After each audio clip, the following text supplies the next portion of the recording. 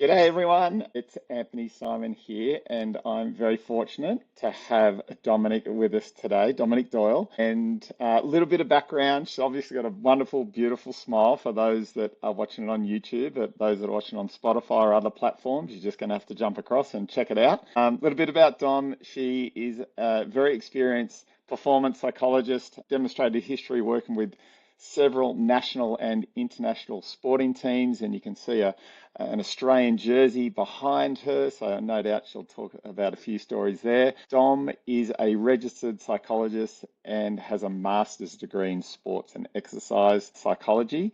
And one of the most exciting things is that Dom is new to the Hands family and is joining the 20th anniversary ride to Provide next year in January. So welcome, Dom. Thank you for that awesome welcome, Anthony. So good to be here. Yeah, yeah. And obviously, particularly right now, we're all thinking about Pete and his journey that definitely has not just started, it started 2 years ago. So, tap into that, everyone, running 1,400 kilometers, 1,400 kilometers, 60 kilometers a day over 26 days. It's phenomenal. But for Dom, like, you were born in New Zealand and then moved in between Australia and Mauritius, was it? Yes, that's right. Mauritius, I did my high school over there. Did some high school here and then went over and finished it off over there. Okay, and why was that? Like parents, was it work or sport? Were they sporty? My dad, it was for his job, so we moved over and I pursued a lot of sport while I was over there, which was fun. And you were captain. You're often the captain of the teams or captain of the sporting team. Yeah, Tell us yeah. about that. Why is that?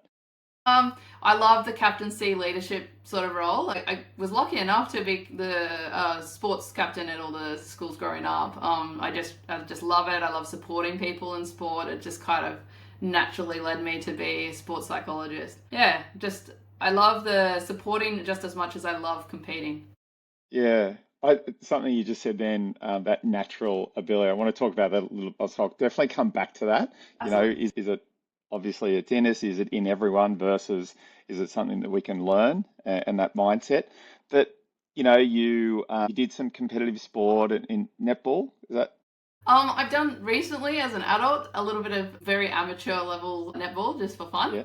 Yeah. But growing up, I did a lot of running and swimming and water ski. They were my main three. But pretty Okay. much any sport growing up, I did it. Yeah. And in terms of the mindset and psychology, something that I didn't mention was you are the host of your own podcast, and that is Outside of the Box. Yes. So throughout your professional journey of psychology, and then, giving more and reaching a greater audience. But if we just backtrack, when was it that did you have a moment of like, okay, I want a career in this mindset, this psychology? Like, was there a particular time? Was it progress? Was it a mentor? How did you come about that? When I was in primary school, I remember key moments where I'll give you one example. One of my friends swore a lot and she said she didn't want to swear anymore. I went home and I wrote this massive plan for her about how to stop swearing, and it had all this encouragement in there and it had all her tips, and I said we're going to check in every week on this. And I was in year 5 when I did that, and so I was very dedicated to helping people. And I think throughout the years I was really drawn to books around psychology, athletes, pursuing sport myself. But really a key moment for me was I think it was my last year of my psychology degree, and I was going into my honours, and I talked to a mentor then who was going to supervise my honours project, and he made a comment, every time I see you, you're in sports clothes. You're always running. I said, oh, yeah, because I love sport. And he said, well, why aren't you looking into the sports psychology program? And I didn't really know much about that, so I went and had a look, and as soon as I looked into it, I thought that's for me.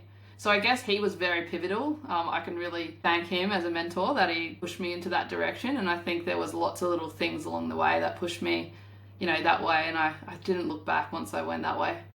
And in terms of sports like that, did you study elite athletes? Was there particular people or books or bios that you read? Yeah, like lots, a lot of shows, bios, both my thesis in honours and then also masters. I was fortunate to get amongst a lot of different athletes from grassroots all the way to elite professional athletes, Olympians, and So I got to really understand their mindset more and apply that to my topics. And then in my master's, the thesis was on netball in particular, and it was in retention and burnout in players. And so that gave me a massive range of netballers from grassroots through to a national level netballers.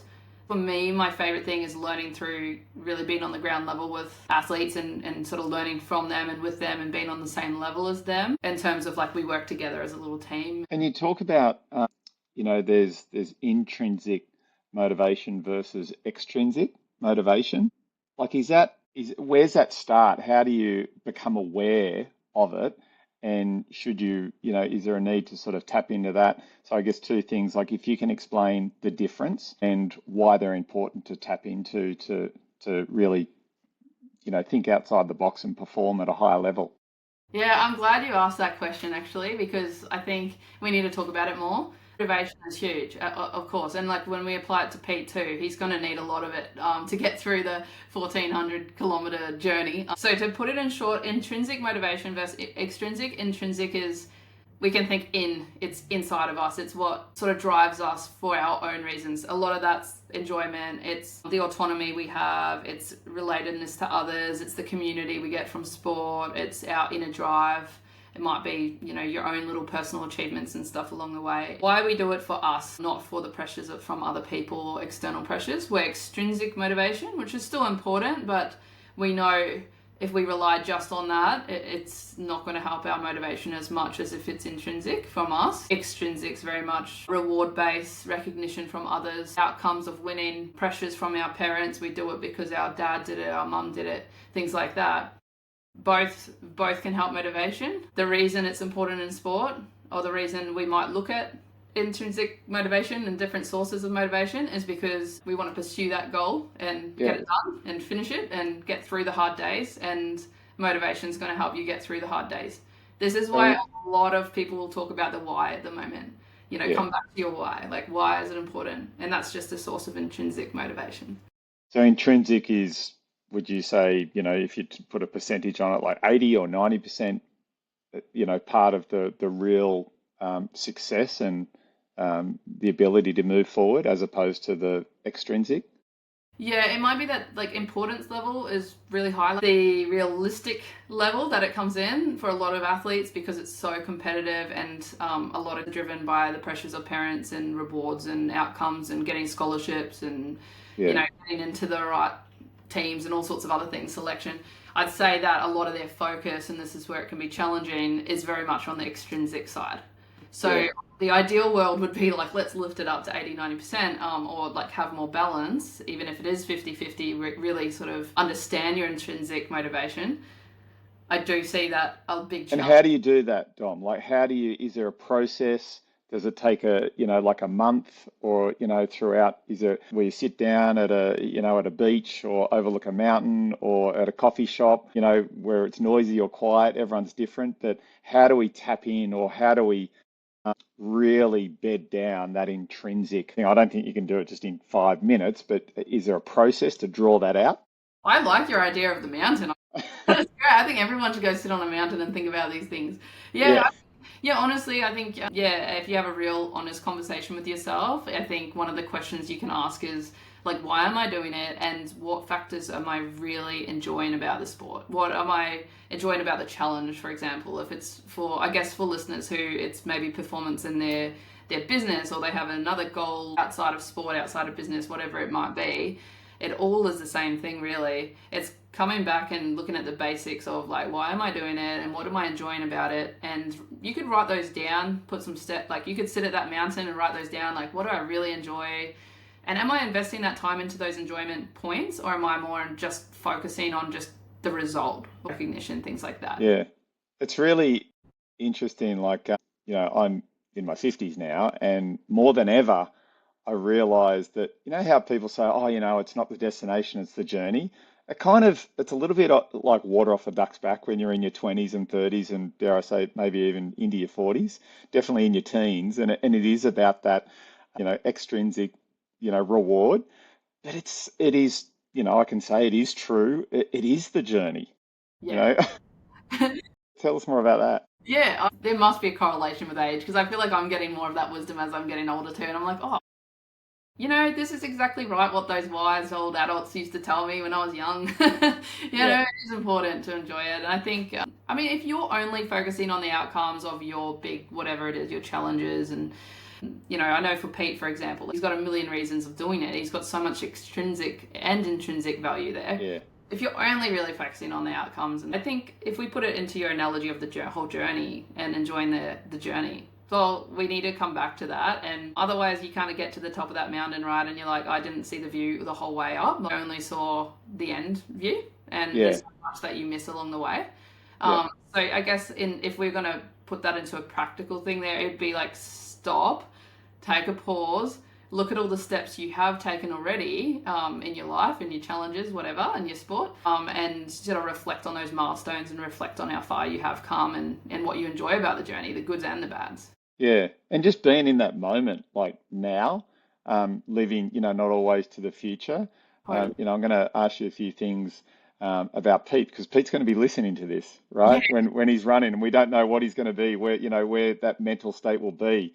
But I think if he just stops and looks around and goes, "Oh my God, like I'm here," and not so much the journey, how he's actually arrived at that point in the road or where he's going, but literally where he is right there and true. what's around and being grateful. And I guess for all of us, tapping into that intrinsic, coming back to that sitting down and what makes me happy, as opposed to what am I striving towards. Is that like You it is? nailed it. And that's such a big part of it.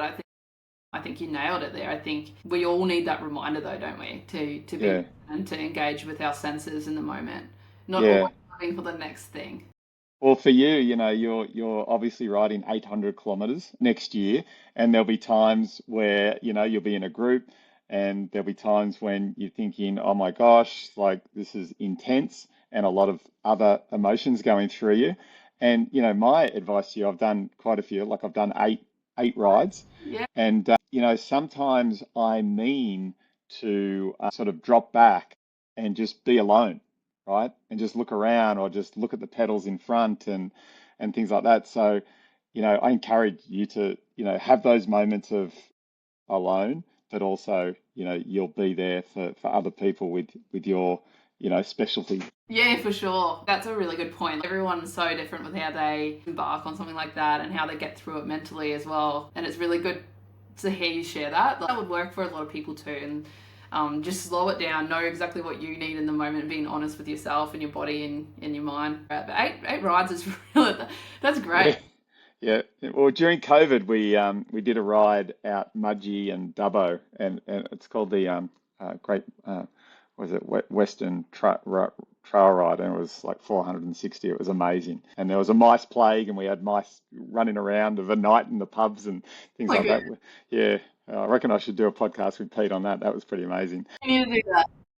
Yeah.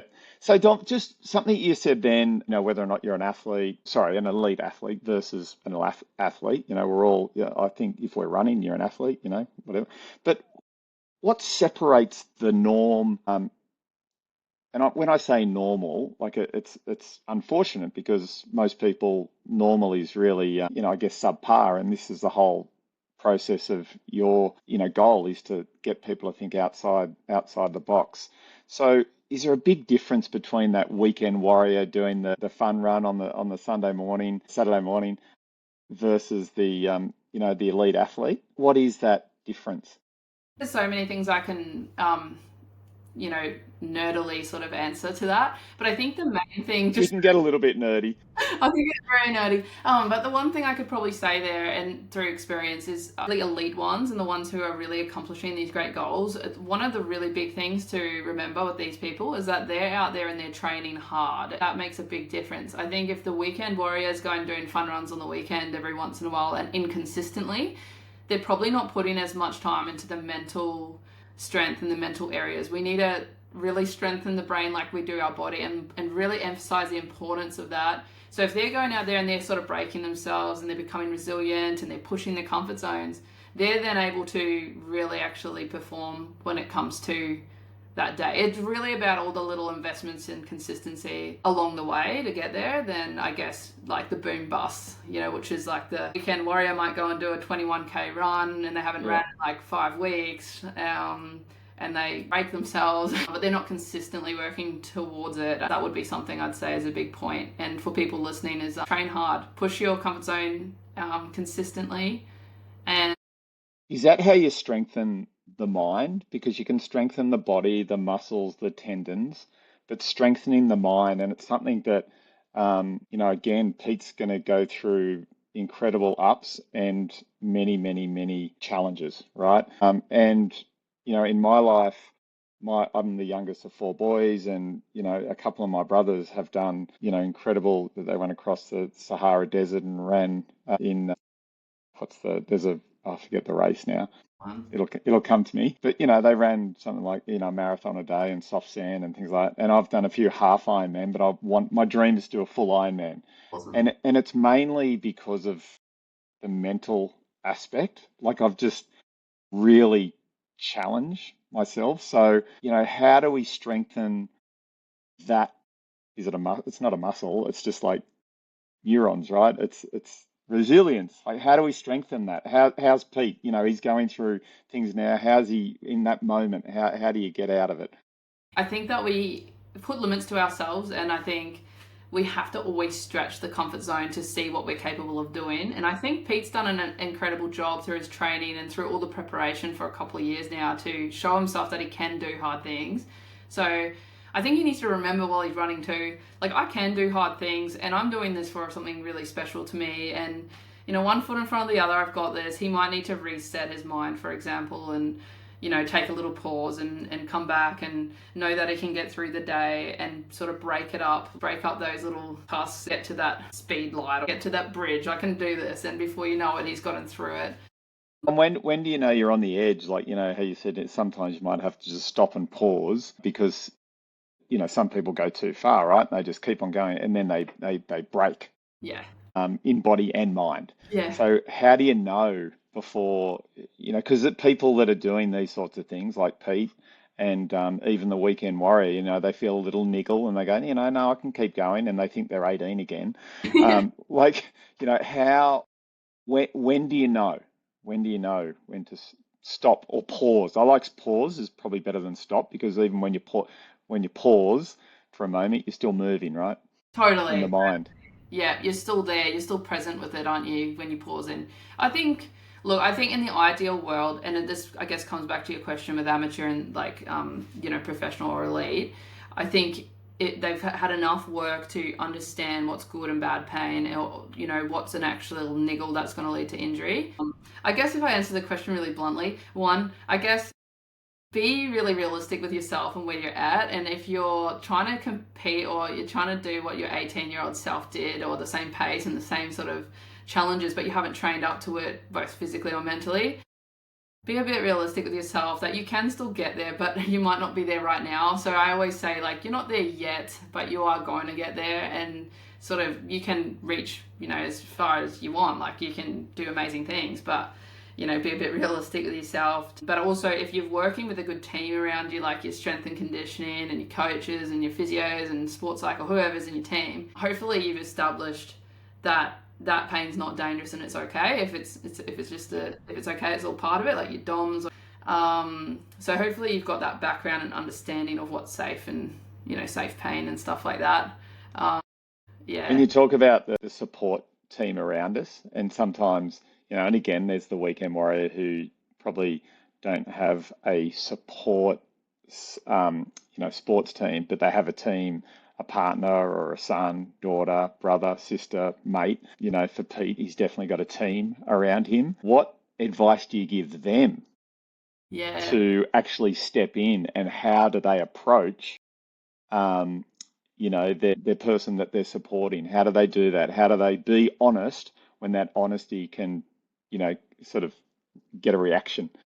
Yeah, that's a really good question. And I think a lot of probably time and emphasis has gone into sort of planning for that and what everyone's roles are with Pete. But I think the best thing is not overload his cognitive load, get him to only really think about the basics, really narrow that focus down to, putting one foot in front of the other, and that team taking care of whatever it is, like the nutrition and, checking if he's overheating or how his heart rate's going, and just sort of monitoring all those things and giving him the confidence that he's looked after can really take that stress off him.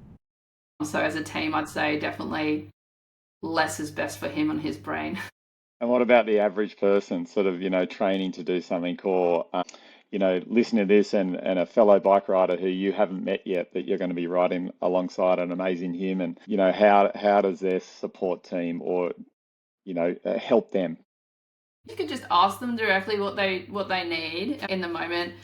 If you are that bike rider or that, that athlete, just knowing when you need that support, like being honest with yourself, like, oh, I just need to talk about it, I need to stop. Can we have a pause, guys? Or when's the next water bay? Help me up this hill. I like that, and you've said it a few times, the line, just be honest with yourself.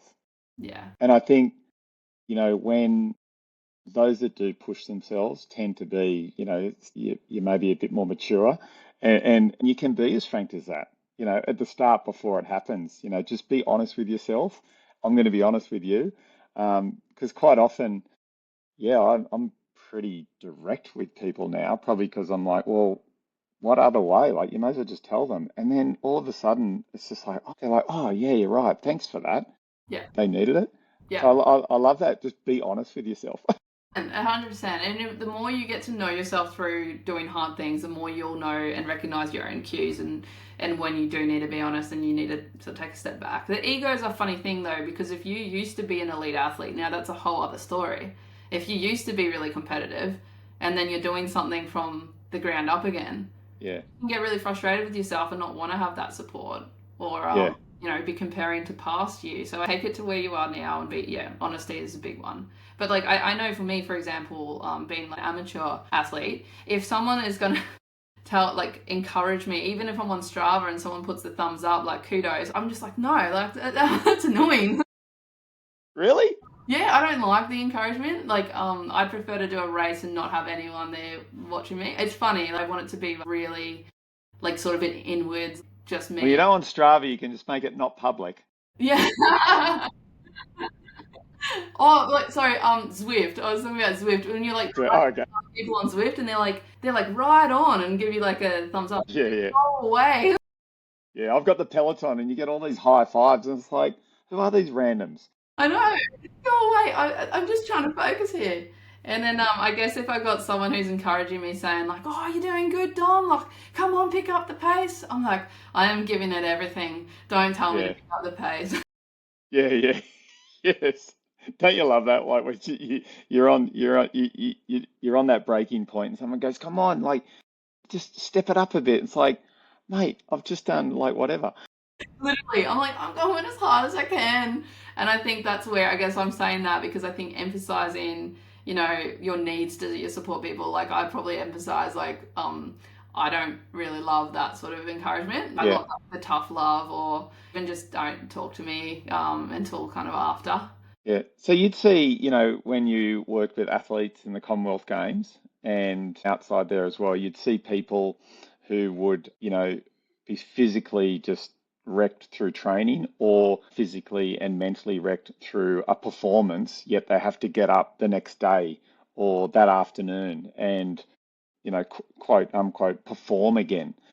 What techniques can they do after a loss or a hit or a psychological, mental loss? How can they really step up again? That's a great question, and probably one of the most important things, really, with competitions is how do you actually reset and be present and give your all the next day? And I think this really comes down to focus. So you can really an athlete can be really focused on the past, which would be like, say, past mistakes, say they didn't do very well in that competition, they got beaten, bad press, whatever. The next day they got to perform, like you said. It really comes down to like give yourself that helpful feedback that you need straight away after, and remembering that it's a completely new one the next day, and come back to really being present in the processes and thinking about what's my best thing I can do, what's the thing I have control of right now that's going to give me the best advantage in a completely new slate. And it's really tricky when it's sports that are like, say, swimming, where they'll do a swim and then they've got to Yeah. go eat something, and then they're back in the call room, they've got another swim. They've got to do that same process. They've got to come back to a mantra, a pre-routine, something that's within their control that's going to reset them to give their... That's some techniques like a mantra. Yeah. They're like they write down their goals. Is it music? What are some of those triggers that, Yeah, so that you've worked with? some of the tools might be like, some people love mantras, so they'll come back to like footy players, they might say next action. So they make a mistake and someone will yell out next action, and it just makes you think of what's my next best thing I can do with right now in the present moment with my processes, something I've got control of, that I let go of that past mistake and I reset to the next action. Yeah. And so that's one thing. Self-talk's important, not beating yourself up, talking to yourself that, this is another opportunity to go out there and show my best. This is a whole new race. I've got this. Yeah. I can do this. And pre-routine is basically just the little rituals you do before something to kind of reset. Yeah. And people have really unique, weird ones. There's all sorts of ones people do. Tell us some of those. Like, what's some of the weirdest ones that you've seen in athletics? The weirdest one I've ever come across. You can name names or maybe not. I don't know. Yeah, the weirdest one I've ever come across was that I was trying to explore pre-routine with this young girl, and hers was that she'd imagine herself sewing like a dress, like making outfits, and it just got her Right. her ass, and then she'd do something specifically with a ball to then reset for the next match or set. I found that one really interesting. There's the standard ones with netty players. A lot of them pull on their skirts, or they'll clap, or they'll hit their legs, and it's saying, come on, like, this is the next move now, let's go. Yeah. Because it affects your emotions, it affects your focus, it affects your confidence. Like, so much can be affected if you let yourself continually think about that mistake. So use it to your best advantage, fuel yourself for the next set or your next event, and come back to your processes. Trust yourself that, it's normal to make mistakes. It's progress over perfection always. I love that, progress over perfection. I mean, really, there is no perfection. No. Right? Ever. Never ever. Yeah, never ever. Panthers and Broncos made the grand final the last season, and now, like, where's Broncos is down the ladder somewhere very far down. Yeah, that's right. And then they sacked their coach. Yeah, literally, it's hectic. Sport's so up and down, we just can't predict from day one. Yeah. I think that those routines, pre-performance, but even during, and you're like tennis, there's a minimum of 24 points in a set. That's if you win it straight, 6-love every point. But there's every time, and they reset, and that's what Novak Djokovic says. He just knows that he's the strongest mentally. Mm. Their ability. Like, I used to play tennis sort of 7 days a week when I was younger, and their ability is very similar, even in the top 10 or 15, but it's their mindset that's the difference. Yeah, absolutely is. Yeah. Definitely wasn't my mindset. It was my ability that I didn't get too far in tennis. But I was just going to ask you that. Yeah.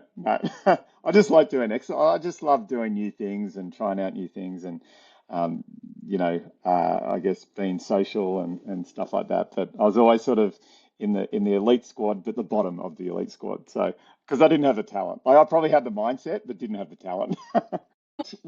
Who's been the most resilient athlete that you've worked with?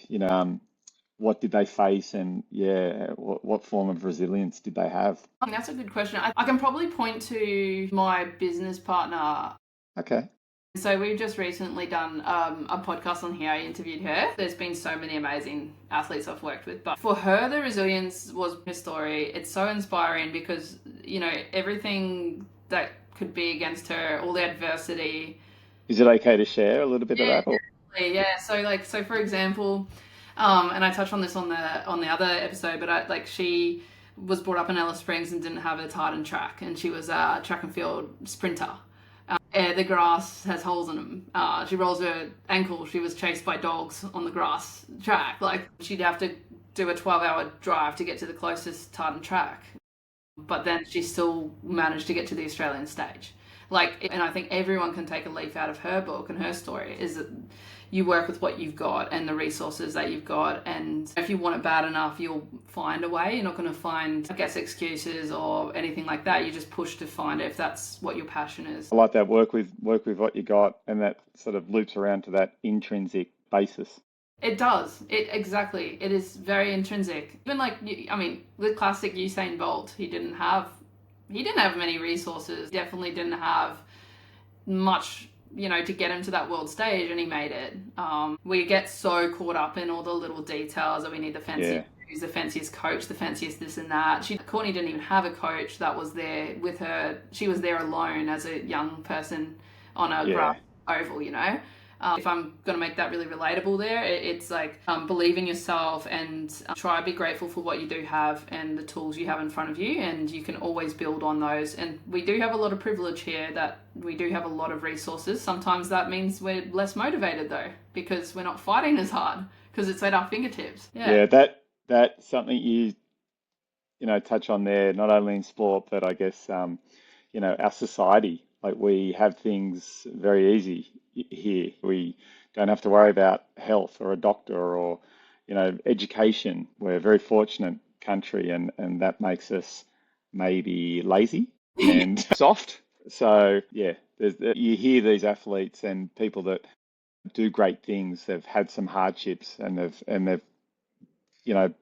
gone through it. And I don't know the story. You've probably heard it, but there's sort of a fable that says, there was two children, two boys, and the father was awful, and the father sort of hung on, and then they both left home, and one had all the excuses in the world because of the father, and the other one had that was the reason why he succeeded. So exactly the same, I guess, circumstances, but mindset, and this whole process and journey and life, what you're doing comes down to, just because it's happened, that's the reason why many do, but it's the reason why many don't.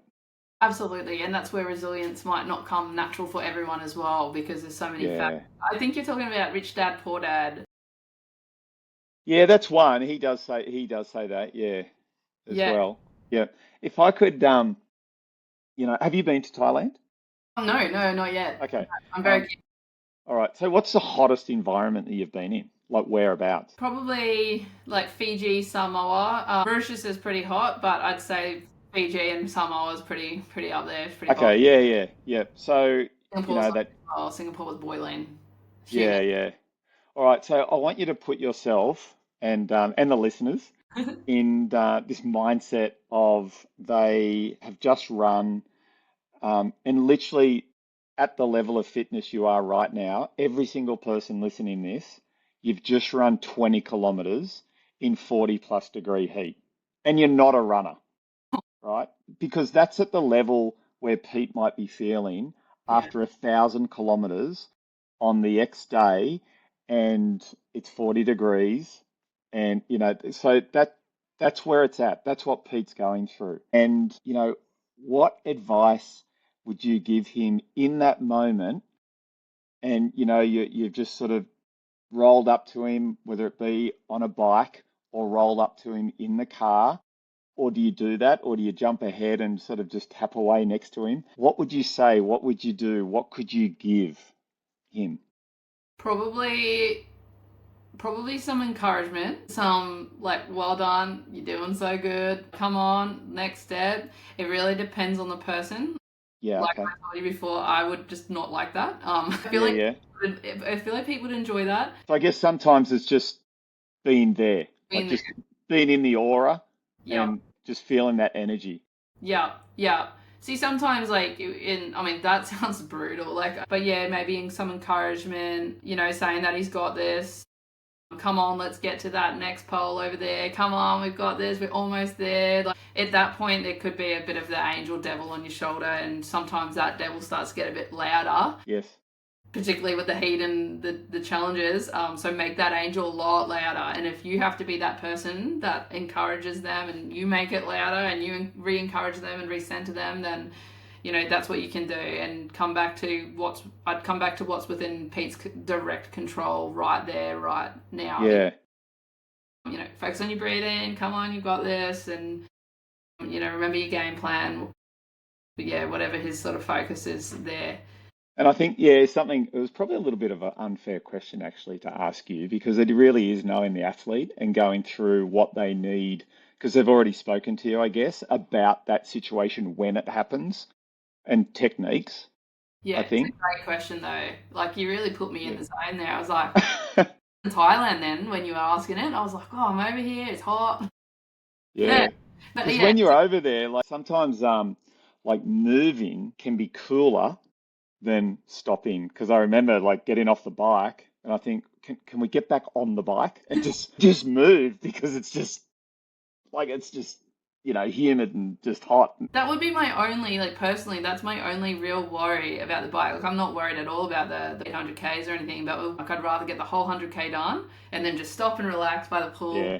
all the stops along the way and having to reset and get back on there and be in the pain and hot. Yeah, I'm with you. I want to keep going.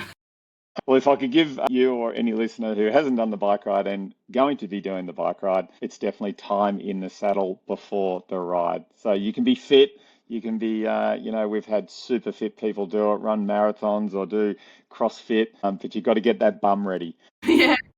It is, it's just time in the saddle, like just sit on it, even if you just pedal and don't even break a sweat. It's just get those bum muscles right. Yeah, yeah. Yeah, oh, no, and don't even get me started on saddle sores and things like that. No, you'll be right. We'll give you cream for that. So it's got bum cream. People are going, oh my gosh, do I ride? Good. And the usual question, do you wear undies under the nicks? No, No. No, no. And Dom, tell us more about your podcast and how long it's been going, and what topics you talk about and what you want people to gain from that. yeah. So my podcast is Out of the Box Performance. It's on Spotify, and I have neglected that baby for a long time, so I haven't really uploaded for a while now. But I do need to get back onto it because I love it. But my main thing, really, with Out of the Box Performance is interviewing people who do things outside the box, quote unquote, do really cool things, push the comfort zone. I'm really interested in things like that. I'm really interested in what Pete's doing. I think it's like amazing. It's inspirational. He would be the typical person I'd interview. Yep. So you And got to get Pete on. yeah, gotta get Pete on there for sure. You got to get my brother. It was Marathon des Sables. Yes, he's my next. He's gonna be the next one on there. Yeah. Two of And my then brothers did it.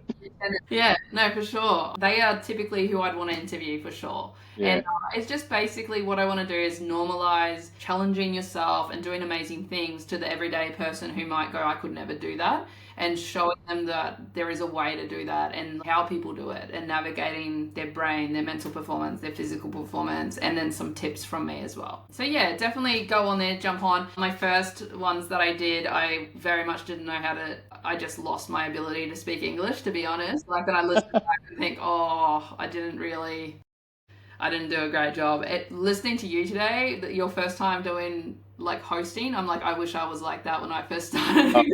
You're doing a great job. I guess you rise and you adapt. And I've had plenty of times I think I want to remove those because they're not good. But I'm like, no, that's not what it's about. It's about being, like I said, progress over perfection. So Yeah. And on a professional level, how could people reach out to you and connect with you? my Instagram's probably the biggest one. It's Out of the Box Performance on Instagram. And most days I'll put some tips and tricks and videos and stuff. We'll have some of your links in the in below, whether it be on YouTube or I think in the podcast notes. I think that's how it works. So they'll be there. And obviously, we're all thinking of Pete. Is there anything that you want to say to Pete now because he's listening, or anyone else, just to finish off today, Dom? Yeah, I'd say Pete, you're a legend. You're doing such an amazing thing for people on this incredible cause, and you have put the hours in. There is nothing more now that you need to do but enjoy the journey, put one foot in front of the other, and trust yourself because you have done an enormous amount of work for this and you deserve to get to that finish line and you can do it. And don't listen to the demons on your shoulder because you can get past it and you've got it. Yeah, and that goes to everyone. You can do hard things and you can get to your greatest goals in life, your greatest dreams. You can do it. Yeah, as humans, we're extremely resilient. We just have to let ourselves be great, let life be great, because it's a choice. Yeah. So, Dom, thank you so much for joining us today. And, I've learned a lot and sort of listened to it again in my mindset for, some of my things that I've got coming up in the next 6 months. For everyone else, hope you've enjoyed it. Hope you've gained something and you've got a different outlook or preparation to some of those challenges or when you're in that moment. For those that want to support Pete, just go to Handscroft's Water website and donate. If you're listening to this after the run, still donate. There's kids, there's homes. Pete and the crew have been doing this for 20 years, and that's something that is so dear and so special. So thank you. Thank you, Dom. Thank you, Anthony. It's been such a pleasure.